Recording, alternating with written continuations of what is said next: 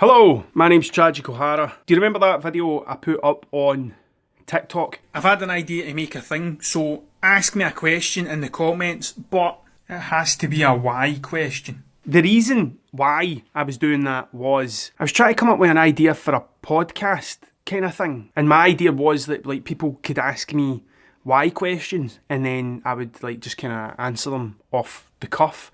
Because people have done that before, like people have sent me questions. Hello, how you doing? I've got your questions here, so I'm just going to go through them and try and be as witty as possible. So, I've done this before for someone and it still feels weird, because usually when I'm making a video for someone, I don't think about one specific person, and then when somebody sends me questions, I'm only thinking of that specific person, and it gives me the fear a wee bit, right? And I've just switched the camera on and just answered like 5 or 6 questions. And I've got an idea now about that, but that's for another video, that's another story. Like I quite like it, and it kind of started with the Billy Kirkwood thing. I remember playing that gig, and the next day it was the first shift I'd ever done with North Ayrshire Council, and my job was to lick envelopes. That is almost the perfect description of the wonderful world of creative arts right there. I've been in a few podcasts, right? But I was on Billy's one for Brawbeard, and I was like, I came off that thinking that was good, I can talk. Like, I've always took that for granted. Like, the talking of rubbish is like everybody can do that, but it's not like I don't know, maybe everybody can do it, I don't know, but I think I'm quite good at it, like just talking rubbish. I don't feel awkward doing it anymore. Do you know what I mean? I did to begin with, but like, I don't really feel awkward doing it now. That's kind of where the idea came from. So I put that out, and my idea was like I'd get people to ask questions, just why questions, and I would answer them. Because I tried it before, right? I tried why, like because they're going to be big. I don't get to do what I want to do anymore. Is that what you're saying? Like I should just be trying to do that because someone else is doing it. That's utter nonsense. And it kind of descended into madness.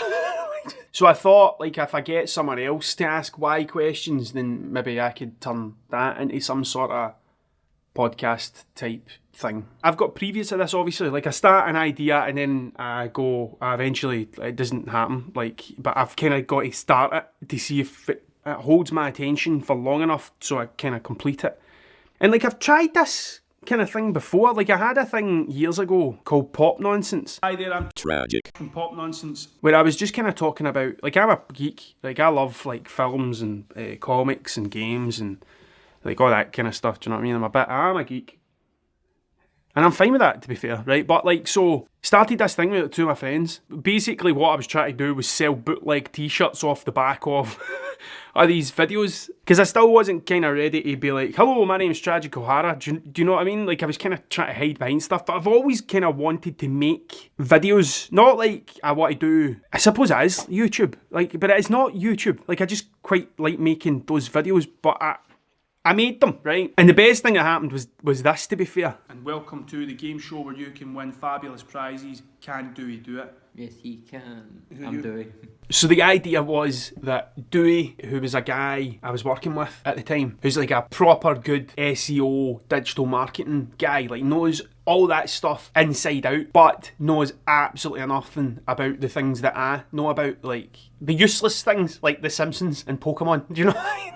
He has actual real life skills that he can implement into situations. I'm just full of obscure Batman references. But Dewey doesn't know all that stuff. And everything that we done was all about like kind of pop culture. Like that's what it was about. I don't even know how it happened. I just one day sat down and went, I'm going to ask you 5 questions, man, and we'll just see what happens. And this is what happened. Question number 2. Right, I think I know what you're going to say here, but I don't think. I could be wrong. Name the film, the musical that was set during the French Revolution. So, no, wait, here. Oh. Bus. I don't know. There's one about a family. Oh. Right, it's a big family, and I think they're in a really big hotel, and I think it's a male nanny. What music was No, maybe it's not a male nanny. Maybe it's photo chasing them. Maybe this was a World War II one, actually. I think, yeah. Sound of Music.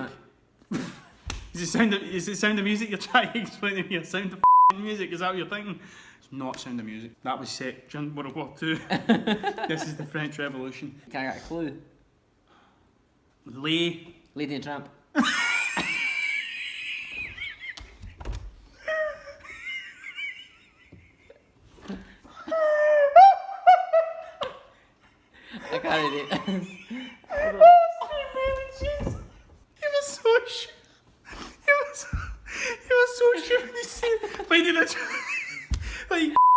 From what movie is this quote from? There's no place like home. The one with the little boy, blonde hair, left at home. Home Alone. No. I feel that's wrong. You're right over there, mate. No place like home. Well, that would sound like something he'd say, you know, like, clearly wanted to stay home, didn't he? Yeah. I thought you would get this one. Do you want the name of the character that says it? Nah, the name of the actor. It's Judy Garland, isn't it? It's Judy Garland. Don't know. Right, name the character. Dorothy. That would make a difference. Oh, Wizard of Wonderland.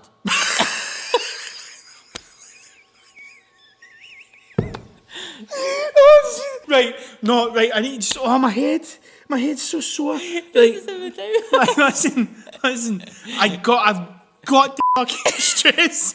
I can't stress this enough. This is fucking real. I've not watched them for 4 years. Like, that was 4 years ago I done that. So we made 2 and then done another couple of things, and then it never took off as fast as I wanted it to, and then I get distracted and moved on to something else. Like, that is the nature of the way that my head works, right? But one of the reasons was it kind of felt like, see, while we were doing it, like, me and Dewey are like good friends. Do you know what I mean? Like, we were like, see, if you didn't know us, it kind of looked like I was bullying them. Do you know?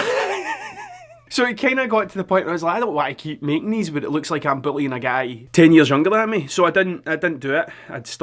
We kind of stopped doing that thing, and we all kind of moved on to other stuff. So Dewey, if you're watching this, I hope you're doing good, mate. All right. And I kind of forgot about them.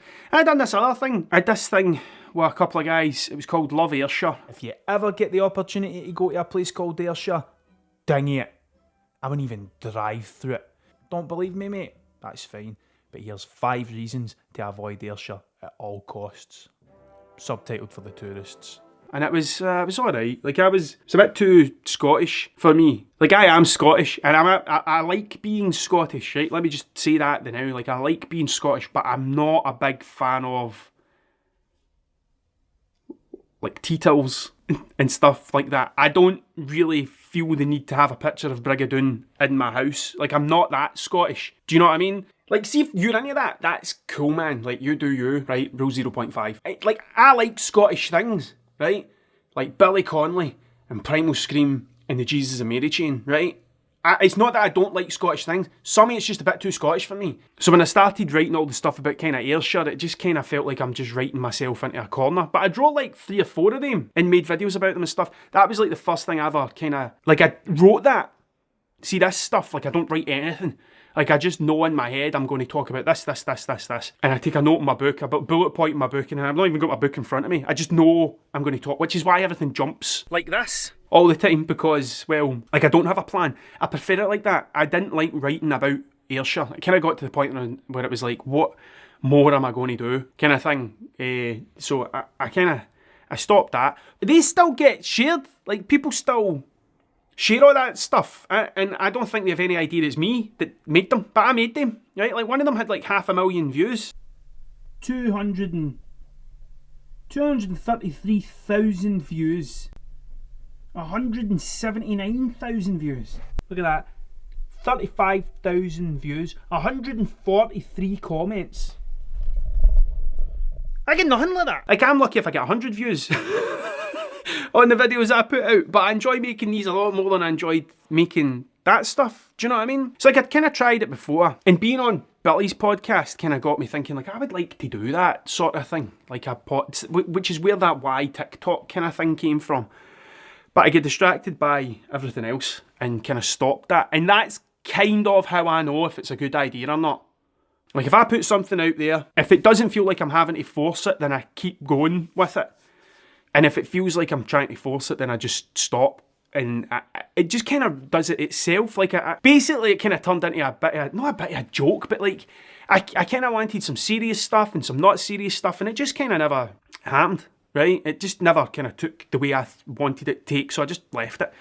But it's been sitting in here for a while, kind of working away. But I still want to make like a podcast thing. Like, there was lots of people were saying to me, that conversation with Billy was great. Like, you should start a podcast. And I was like, I would love to do a podcast, but I don't want to do a podcast that I get tied to. Do you know what I mean? I don't want to do a thing weekly, because It's just not how I work. I'd much rather just do it sporadically than ever say, every Monday I'm going to release this. It just doesn't work for me. A schedule doesn't work for me. A schedule of, I'll get that finished this year, is perfect for me, right? But anything that's like, you're going to do this, I need you every Monday for the next 16 weeks, that, I struggle with that big time. Like that throws a spanner in the works of everything kind of thing.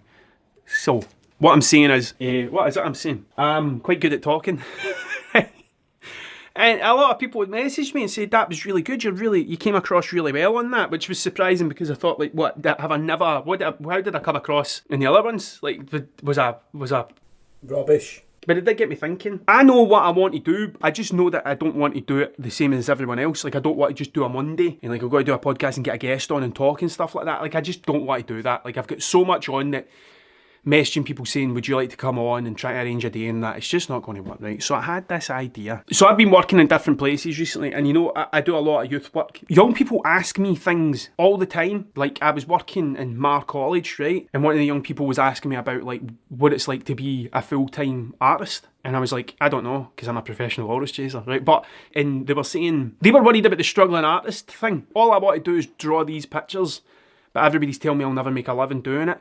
And I was like, well, like, what is success? Is success a 5-bedroom house and a BMW? Is that what you would deem as being a successful drawer of these pictures? Like, what? So what is it? You need to quantify that. You're worrying about what a struggling artist looks like, but you are defining what struggling is. If your dream is to own a 5-bedroom house and a BMW, then drawing your pictures, it isn't impossible, but it's going to be harder to do it than it is to live in a 2-bedroom house and just drive a car or have a bus pass. Like, do you know what I mean? Like, what do you deem successful? Because I don't think being successful is getting up every single day, hating your job, travelling 2 hours into a place to take Rubbish off someone higher up the ladder from you and repeating the process till you're 40 and then taking up watercolours. Like, to me, that's not successful. Do you know what I mean? Like, you need to kind of... So that's what we're talking about, right? Suppose someone's asking me about that. Someone else is asking me, like, how I deal with... I was working up in... where was I? Dundee, right? And I was up in Dundee and someone asked me about the anxiety thing, like how I deal with anxiety. So I showed them the grey area thing. 181 views. But I'd rather do that, to be fair. And, like, I get it all the time. It's just part of the reason why I like working with young people, right? Which got me thinking about how bad my guidance teacher was, right? My guidance teacher was a chemistry teacher, right? That's what it was. He taught me chemistry, and then on the first Tuesday of every 6 months, for 5 minutes, he'd say, what do you want to do with your life? Do you know what I mean? And then spend the next 6 months talking to me about carbon. That's what I'm talking about. My guidance teacher was rubbish. And probably not through any other reason other than there was a financial incentive to be a guidance teacher and a chemistry teacher. I don't know. I just know that when I went in there and said, I want to make things and draw pictures and make music and do all this sort of stuff, he told me that'll never happen. You should take 2 sciences. So that got me thinking about that. Right, that sits in there for a while. I tried putting the podcast thing out with a Y, that doesn't work. And then I came up with this idea, right? Guidance with Traj Kohara. Hello class, my name's Mr. Traj Kohara, and today I will be talking to you about the dangers of shoving drugs up your bum. First thing I done is I came up with this idea, I wrote it down, I went straight on eBay and I bought a jacket, like a tweed jacket with leather patches and a polo neck, man. And that is me committed, that's it. Like, as soon as I bought that, I was like, right, now you're going to need to do this because you've now got this stuff, you're going to need to figure it out. This is my plan. I'll have like a tweed jacket on, a polo neck. I was going to buy specs, but then I found these, so I'll put these on. I bought specs. It didn't look right with sunglasses. And I'll have like a pipe, and I'll get like a dead cat, like a taxidermy cat or whatever. Taxidermy cats are expensive, right? Believe it or not. So I just get a teddy. Do you know what I mean? And like really ham it up, like really take the rubbish out of this guidance teacher thing. So I've been working with Youth Scotland doing my Way of the Walrus workshops. So I've got my PowerPoint presentation set up, which is actually just bits of paper that I wrote notes on. This is the notes of the whole kind of thing. In here we'll do... What are we doing here? In here we're doing all of this stuff. So in here we'll do like the rules, the language thing, and then we come through here and we do the grey area stuff in here, and the whole thing right now lasts an hour and a half. So it does. I'm here with the Christmas decoration. And then at the end of the session, right, I've got these. At the end of the session, I hand out these cards and I ask all the young folk and the group participants, because there's like a lot of adults there as well, do you know what I mean, that run these groups, to write down a question and I'll answer it in this podcast. So I ended up with, I don't know, maybe 18, 20 different questions. These Where the Walrus things, right? I am just trying to figure it out in front of people. I've actually got these, I've not even finished these, and I've got a couple booked in to do a full day.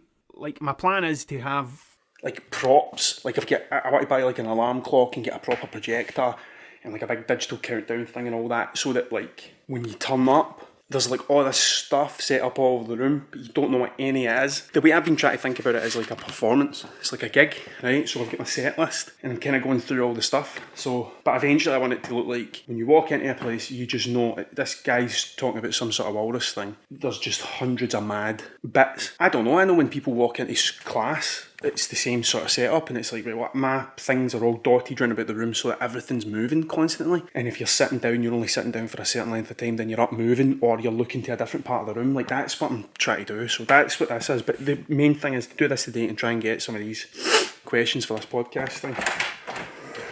But I got my questions. I don't know what they say. Like, I just want to answer them off the cuff. Like, I don't want to rehearse anything. And that's the plan. So I've now got everything I need to make this thing happen. This podcast, this Guidance with Tragic O'Hara. So yeah. So next time. Don't know.